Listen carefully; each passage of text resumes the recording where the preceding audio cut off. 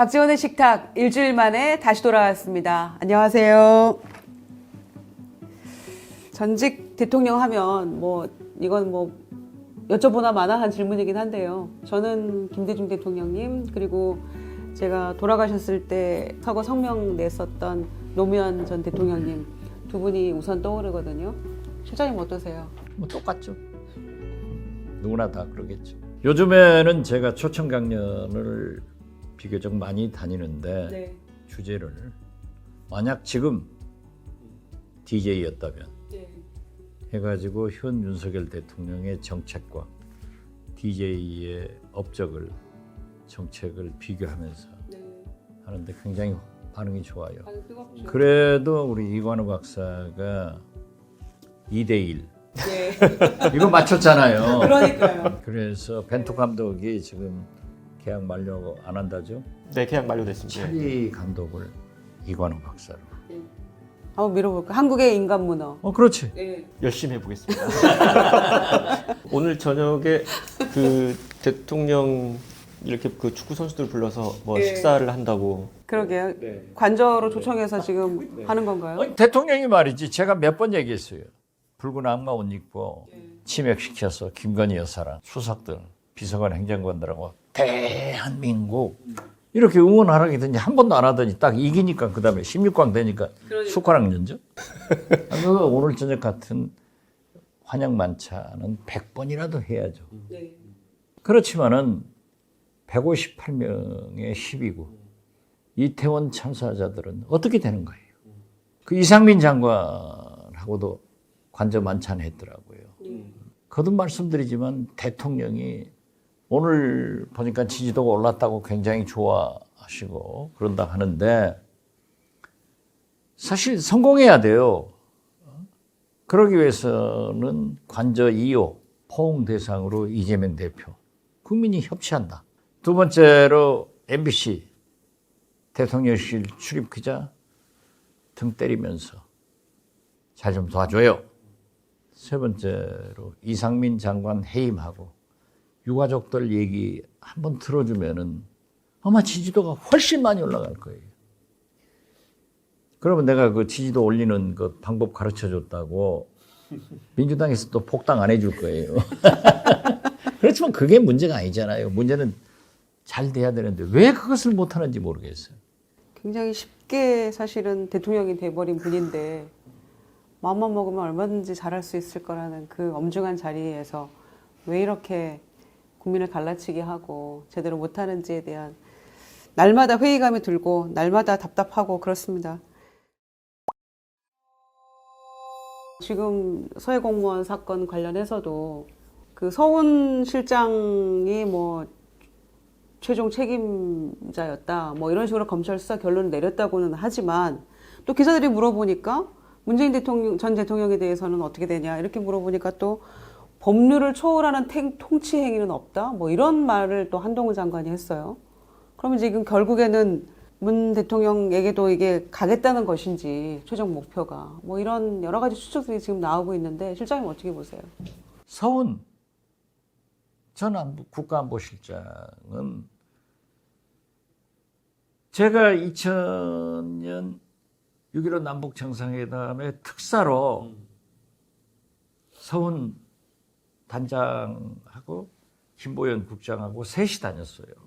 그런데 회담하고 와서 대통령께 김대중 대통령께 제가 보고하면서 이 두 사람은 국보입니다. 서훈은 국보입니다. 어떻게 북한 그 특사가 나한테 질문할 걸 답변할 걸 다 맞더라고요. 그런데 끝나고 나서 회담 중간에 이제 쉬고 그러면 두 사람 저한테 장관님 이거 어쩌고 이제 평가를 하잖아요. 내가 당신들 간첩하냐? 네, 나는 아무것도 모르는데 허수아비 만들어서 저쪽하고 다 짜서 앉지 않냐? 그렇게까지 전문가인데 서훈 실장은 김영삼 정권 때 그 캐도 거기에 파견 나가서 북한에서 한 3년 살았어요. 그리고 그 후 모든 남북관계의 서운에 발길과 손길이 다 간 것입니다. 전문가예요. 경험이 있어요. 실무적이에요. 그분은 정치인 아니에요. 오직 남북 평화를 위해서, 남북 대화를 위해서 일하신 분이에요. 만약에 윤석열 대통령도 지금 담대한 구상으로 공격을 하면서도 대화하자는 것 아니에요. 외교적으로 풀자는 것 아니에요. 문재인 대통령도요, 평양 2018년이죠? 네. 회담하면서 저를 2번 불러가지고 제 경험도 듣더라고요. 네. 그러니까 윤석열 대통령도 북한 회담을 위해서는 서훈 전 실장의 조언이 필요해요. 그렇죠. 그 30년 축적된 경험과 노하우가 반드시 필요한 거 그리고 아닙니까? 가장 정보기관으로서 중요한 인적 네트워크가 그렇죠. 북한에도 있지만 미국, 일본, 중국, 프랑스, 예. 영국 전 세계에 있는 거예요. 그래서 남북관계는 나는 이 지구상에서 제일 전문가고 실무적으로 네트워크도 많다라고 했는데 저런 보배 같은 국보 같은 인적 자산을 그런 일로 구속한다? 이것은 저는 있을 수 없다고 생각하고 사람을 키우지 않는 나라의 미래는 없다. 저는 그렇게 생각해요. 공정과 상식이 모토인 정권에서 그러니까 이 정도 상식이 통하지 않는다면 임기 초에 영국 이카노미스트가 뭐라고 했어요. 윤석열 대통령을 기본이 안 된. 그런 게 지금 어떻게 외신에서 영국 이카노미스트는 그렇게 정확하게 보았을까? 그것도 경탄스러워요. 지지율이 이렇게 잘 높지 않으니까 그렇게 전 정권 또 전직 대통령을 이렇게 좀 공격해서 정치적으로 이렇게 이익을 좀 보려고 하는 그런 것들이 지금 계속 반복되어 와 있지 않습니까? 한국적으로. 제가 자꾸 김웅터 총장 생각나네. 자랑하지 말라 했는데 제가 예측했잖아요. 지지도 올라간다. 왜? 문재인 용공, 이재명 비리.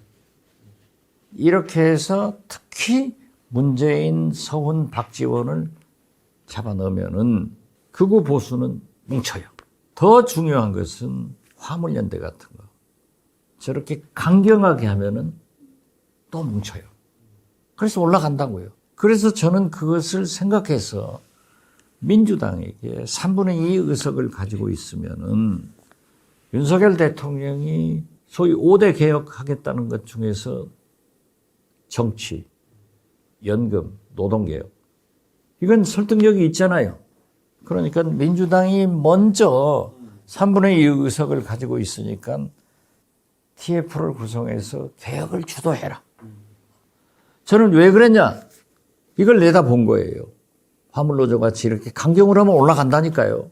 여기에다가 주 52시간 노동제, 최저임금 노동제를 흔드는 거예요. 그러면요, 대기업, 중소기업, 자영업자, 영세상인, 저 목포 골목에서 장사하는 식당 주인도 최저임금 주 50여간제는 찬성을 합니다. 그리고 일부 노동자들도 내가 주 52시간 더 일해가지고 배로 받으면은 내 수입도 는다 해가지고 찬성하는 사람이 있어요. 그러나 근본적으로 애민 정신은 없잖아요. 노동자의 삶의 보장은 안 되잖아요. 이게 굉장히 아이러니컬한 문제인데 지금 그리 간다니까요.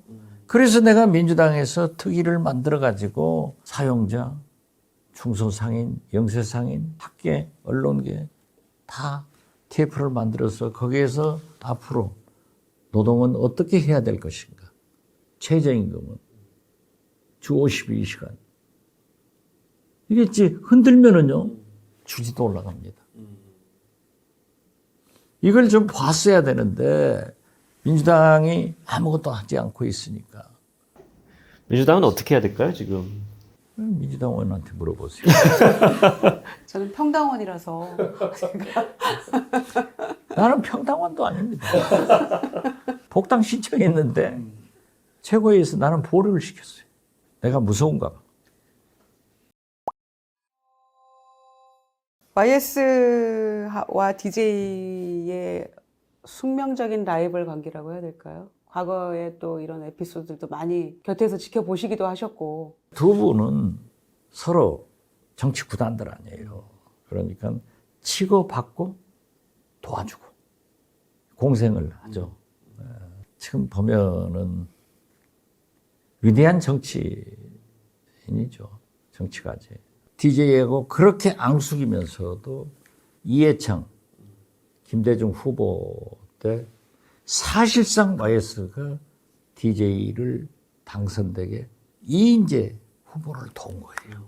그런 그 정치력을 가지신 분인데 IMF 외환 얘기가 이제 와서 완전 실패한 대통령 됐잖아요. 네, 당시 청와대 직원들이 그 YS 정권 말기에 택시 타고 청와대 갑시다. 그럼 기사분들이 그렇게 욕을 하셔갖고 택시 타기도 힘들었다고 그러더라고요. 글쎄, 그렇죠. 네. 그때는 뭐 말도 아니었죠. 그런데 YS가 임기 내내 5년간 명예회복을 하고 싶은 거야. 예. 내가 IMF 외환 얘기를 일으킨 게 아니다. 그래서 DJ가 내가 대통령이 돼서 경제를 해보니까 대통령 혼자 하는 게 아니더라. 예. 그래서 김영삼 대통령도 그게 아니다 하는 얘기를 해달라고 저한테 사람을 계속 보내요. 그 우리 김혁규 당시 네. 경남지사도 저하고 뉴욕에서 같이 있던 친구니까 몇 번 보내고 뭐 김혁규 지사 들으면 그 생각할 거예요. 부인 못 할 거예요. 그런데 그걸 안 했어요. 안 해서 두 분 사이에는 그런 앙숙관계가 있으면서도 공생하고 공존하고 금도를 지키더라. 사실은 민주화 이후에 우리 그 대통령 되신 분들이 다 이전 정권 또 전직 대통령에 대한 이렇게 뭐 정치 보복 혹은 아니면 뭐 이렇게 이전 정부에 대한 이제 잘못 들추기 이런 것들을 이제 거의 다 했는데 딱 한 분 김대중 대통령만 안 하셨어요. DJ가 그랬죠. 어떤 경우에도 YS를 조사하는 것은 없다. 지금 윤석열 대통령이 주적이 북한으로 하는 것은 나는 이해가 돼요. 주적을 문재인 대통령으로 하면 되겠어요? 윤석열 대통령은 지금 후보 때 가셨잖아요. 문재인 대통령하고 했잖아요. 그러면 취임하셨으면은 전직 대통령 내외를 한번 초청했어야 돼요. 그렇죠. 그런데 이제 청와대로 입주 안 하고 아크로비스타 자기 아파트에 있었으니까 못 하셨다 하더라도 지금은 하셔야죠. 관저로 들어갔으면 지금은 해야 되는데 주적을 문재인 삼아가지고 뭐 조사를 하느니 어쩌느니 이렇게 정치를 해서 되겠느냐 이거예요. 그렇죠. 이 전직 대통령들 맨 처음에 이제 취임해서 초청해서 식사를 하잖아요. 대통령은 저기 내외분이 서 계시고 이제 부부 동반으로 초청을 하는데 김중권 실장하고 정무수석하고 홍보수석인 저하고 이제 오시는 분들 안내해서 대통령 모시고 하는 거예요. 하필 제가 담당이 오시는 순서대로 전두환 대통령이 된 거예요. 바로 직전에 김영삼 대통령이 오셨어. 딱 차에 내리시더니 청와대 참 잘 지었다. 좋네. 박수석 저한테 내가 할 때는 저 옆에 있었다. 청와대 잘 아시니까 정문에 본관에 들어가서 오른쪽에서 턴에서 하는데 멀잖아요. 뭔데 거기에서 김영삼 대통령이 김대중 대통령하고 지금 악수를 하고 말씀을 하는 거예요. 전두환 대통령이 김대중 대통령이 최고야. 다른 대통령은 부르지도 않고 지가 또 자기도 안 부른 사람이 무슨 낯짝으로 여기를 왔노? 막 소리를 하는 거야. 내가 얼마나 성가셔요. 좌불안석 정말 어떻게 하셔야 됩니까? 좀 진정하십시오. 막 가시더니 그때까지 김대중 대통령하고 김영삼 대통령이 손을 잡고 말씀을 하고 있으니까 내 밀어버려. 그래가지고 얘기를 하시더라고요. 이야, 참, 저건 너무한다. 했는데 이제 라운드 테이블에서 이제 차를 한 잔씩 하시는 게 서서 스탠딩 해가지고. 일반적으로 보면은 최규하 대통령이 굉장히 과묵한 전직 대통령으로 알려졌잖아요. 말씀 잘하더라고요. 그분이 포문을 열어요. 그 뜻밖입니다. 예. YS를 조지는 거야. 경제를 모르는 사람이 대통령이 돼가지고 IMF를 가져왔는데 김대중 대통령이 지금 살려내고 있다. 옆에 YS가 있는데. 와, 옆에가 있는 거죠. 옆에 계시는 거죠. 그러니까 그 다음에 이어서 노태우 대통령이 나도 얘. 그럼 아무것도 모르는 사람이 대통령 돼가지고 그 좋은 경제를 망쳤는데 역시 김대중 대통령이 경제를 살려나간다. 아, 진짜 잘하셔서 좋습니다. 그러니까 그 다음에 딱 전두환 대통령이 이건 최규하 대통령이 대포를 쐈다가 하면은 노태우 대통령이 미사일을 쏘는 거예요. 전두환 대통령은 ICBM을 쏴버린 거예요. 엄청나게 조져버리더라고요. 그러니까 김영삼 대통령이 아무 말씀 안 하셔요. 호스트한 김대중 대통령은 입장이 난처하잖아요. 그렇죠. 그래가지고 결국 이제 식탁으로 가셨는데요. 거기에서도 이 세 분이 돌아가면서 YS 여기 앉아있는데 조져버려. 그러니까 김대중 대통령이 그 이 청와대 새로 지은 게 노태우 대통령이에요. 그걸로 말씀으로 돌리고 최규하 대통령께서 내가 헬리콥터를 타고 무안, 신안, 목포 이쪽을 한번 봤더니 굉장히 좋더라고, 풍광이. 김영삼 대통령은 그때까지 아무 말씀 안 하시다가 한마디 딱 했어요. 그 무안, 목포 그쪽이 풍광이 좋다니까 거제도도 좋습니다. 딱 한마디. 딱 한 말씀이 그거였어요. 그런데 이제 만찬이 끝났잖아요.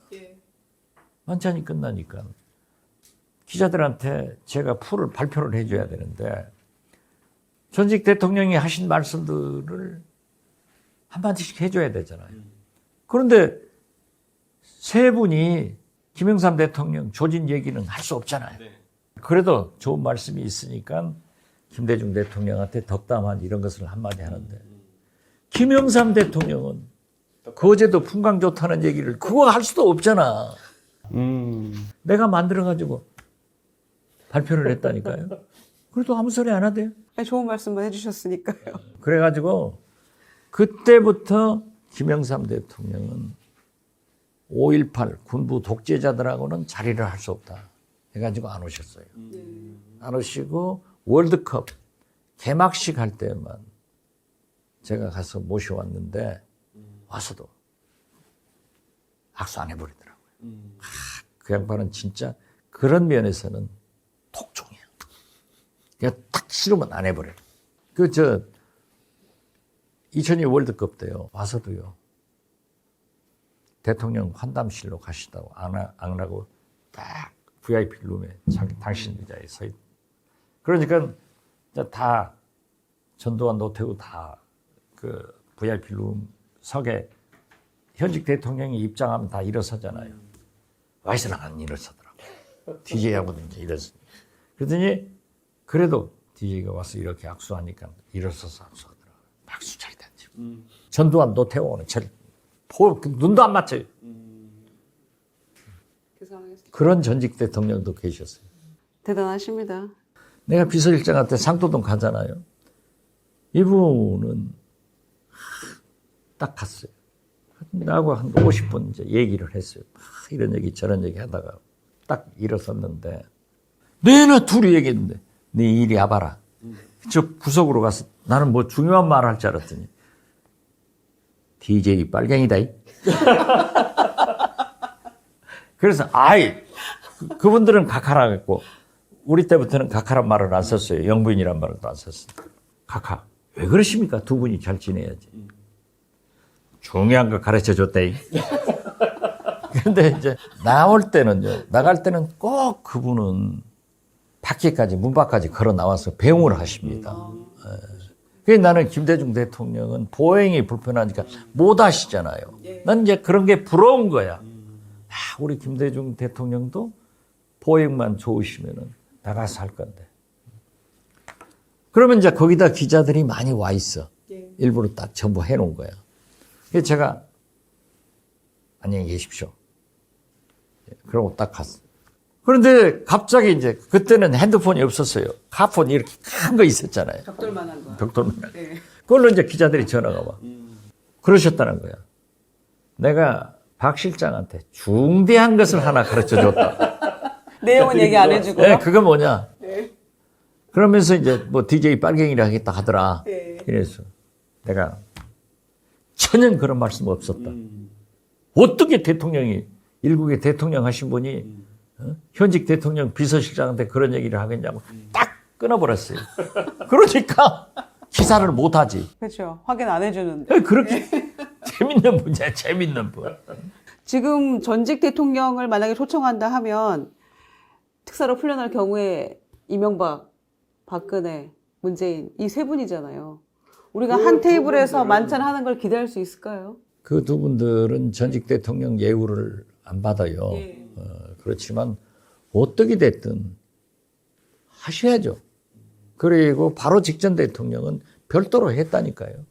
그런데 지금 그런 거는커녕 내가 대통령이었으면 벌써 해버렸을 건데. 여러 번 하셨겠죠. 여러 번 여러 번 하셨겠죠. 근데 최근에 국정원 인사 전직 직전 국정원장님으로서 기가 막히시죠? 이제 그건 좀 잊고 싶어요. 왜 또 나무 슬픈 추억을 가슴을 힙에 펴서요. 직전 정권에서 일했던 국정원 직원들이 무슨 죄가 있습니까? 그런데 1급 지난번에 대기발령하고 또 전원 거의 퇴직시켰고 이번에는 이제 2, 3급 뭐 100여 명인지에 대해서 전원 대기발령 상태라고 하는데 이거 정말 역대 정권에서 없던 일 같거든요. 없었죠. 예.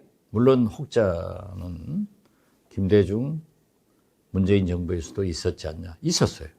그것은 김대중 대통령 때는 정치 사찰, 그것을 중단시키면서 거기에서 현저하게 옳지 않은 행동한 사람들은 최초로 정권 교체가 했기 때문에 있었고, 문재인 대통령은 당시 서울원장이 부임해서 국내 정보 수집 분석하지 마라. 네.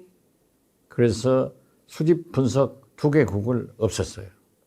없애고 정치 사찰 담당 파트도 없앴는데 이분들을 서훈 전 원장은 교육을 시켜서 새로운 부서에 다 보직을 줬어요. 네. 물론 과거청산의 개혁위원회에서 관계됐던 사람들은 감옥도 갔고 또 해직도 당하고 그랬죠. 그렇지만 이렇게 어떤 비리도 없이 또 국정원의 1급이 27명이다 하는 것은 그 자체가 비밀이에요. 네. 이게 이제 이번 한 5, 6개월 전에 이게 탄로가 났고 그분들은 직위 해제해가지고 집으로 보내고 일부는 직위 해제된 상태에서 있는 거예요. 네. 거기다가 이번에 2급, 3급 이분들이 다 대기발령 받았는데 이건 있을 수 없는 거예요. 아니, 국가적으로도 이거 엄청난 손실 아닌가요? 엄청난 안보 공백이죠. 예. 그리고 제가 뭐 구체적으로 얘기를 하면은 저는 진짜 개혁된 국정원을 존경하고 애국심과 헌신을 가지고 있는 질 좋은, 질 높은 우리 국정원 직원들을 사랑합니다. 그런데 이제 만약 제가 구체적인 얘기를 하면은 옳지 않고 또 하면은 지금 4급 인사를 해야 돼요. 이 사람들 또 보복당할 거 아니에요. 그래서 제가 말은 아끼는데 제가 윤건영 의원이 얘기를 했으니까 말씀을 드리지만은 소위 댓글 사건을 일으킨 담당 직원을 승진시켰다 강등시켰더라고요. 그런데 그래서 되냐. 대통령이 나쁘고 국정원장이 나빴지 밑에 하급 직원이 무슨 잘못이 있어요? 특히 국정원은 아주 상명하복이 분명한데 그런 의미에서 제가 만약 이번 검찰 조사를 받아서 부당한 지시를 했다고 하면 제가 책임지겠어요. 그런데 아무튼 승진을 다시 취소를 해버렸는데 정보위에 나가면 민주당 의원들이 굉장히 거기 그 직원을 하지 말라고 그래요. 그래서 내가 국정원장이지 당신이 국정원장 아니지 않느냐. 그건 내가 알아서 할 일이고 우리 인사위원회에서 할 일이다. 승진시켰어요. 그리고 이렇게 보면은 제 눈에도 굉장히 유능한데 왜 소위 말하는 한직에 있느냐 하고 물어보면은 과거 박근혜 정권 때 국내 파트에서 이렇게 잘 나갔고 저것에 관계됐다. 그래서 그게 무슨 소리냐. 이제 다 같은 직원인데. 그래 내가 좋은 자리로 좋은 보직으로 다 옮겼어요. 그 사람들을 만약에 내가 발탁을 안 했으면은 좀 괄시받고 살았기 때문에 윤석열 정권에서 훨씬 좋은 자리로 갈 거 아니에요. 이 사람들은 내가 발탁했기 때문에 지금 다 집으로 가버리는 거예요. 아니, 이거야말로 그냥 무고한 공무원들 대상으로 정치보복하는 거 아니에요? 아, 그렇죠. 한 가지만 더 말씀드리자면은 당시 언론에 많이 보도됐어요. 국정원에서 데이비스전 작전, 소위 김대중, 김홍업, 박지원이 막대한 외자 도피를 해서 미국에 부동산을 가지고 있다. 다 잊어먹어서 그렇지 소위 외교 행랑으로 몇백만 불씩을 미국으로 보냈다는 거예요. 있을 수 없는 일이거든요. 그래도 이 사람들은 이렇게 몰약을 하더라고요. 그런데 그걸 국정원 전 원장이 국정원의 카운터파트인 미국의 CIA, FBI에 수사 의뢰를 했고 또 우리나라 국세청이다는 국정원 예산을 지원해서 우리 국세청이 미국의 국세청 IRS에다 했는데 없잖아요. 없으니까 무혐의가 된 거예요. 제가 그런 일을. 그런데 제가 국정원장으로 부임하니까 저한테 보고를 하더라고요. 그 관련 자료들. 예. 예. 그렇지 제가 덮어라. 여기 책임자들은 개혁위원회에 의거해서 과거사 청산 차원에서 감옥도 갔고 면직도 됐는데 왜 보고하느냐. 그 실무자들이 있다는 거예요. 그때 김대중 대통령과 만델라 대통령이 생각나더라고요. 왜 이분들이 존경받냐. 용서하고 통합으로 갔다. 그 제가 그랬어요. 김대중 대통령이 용서하고 통합으로 갔는데 비서실장이 와가지고 이걸 까가서 그 실무자들을 어떻게 하란 말이냐. 덮어라. 보고하지 마. 해가지고 이제 오히려 무색을 줬어요. 그래서 나갔는데 그게 이제 국정원에 쫙 퍼지더라고요. 그러니까 야 우리 원장 멋있다. 해가지고 이제 잘 단결됐어요. 이렇게 역사를 정리하고 가야 돼요. 그러한 인재들을 단지 박지원하고 문재인 정부에서 발탁됐다고 해서 제가 뭐 개인적으로 발탁한 것도 아니고 이건 아니죠. 이렇게 되면은 윤석열 대통령이 뭐 50년, 500년 대통령 하나요? 또 바뀌면 또 하고? 그래서 다른 일반적인 그 공직 사회도 이렇게 하면은 좀 무리가 될 것 같은데 정보기관 아닙니까? 정보기관 말 그대로 국가의 비밀을 다루고. 저는 이것이 어떤 신호탄이 됐다. 공무원들이 복지부동하고 일하지 않는 그런 계기를 만들어준 것 아닐까 그렇게 생각해요. 그 김대중 대통령 그다음에 김영삼 대통령 굉장히 존경하는 인물이라고 윤석열 대통령이 누누이 얘기를 해왔거든요. 후보 시절에도 그렇고 또 최근에도 그랬었는데 그런데 그분들의 그런 정치력이나 리더십은 절대로 배우지 않고 있는데 뭘 존경하고 배우겠다는 건지 모르겠어요. 대통령 처음 해보고 네. 뭐 누구는 두 번 이제 하니까. 7개월째 되니까 이제 곧 잘할 거예요.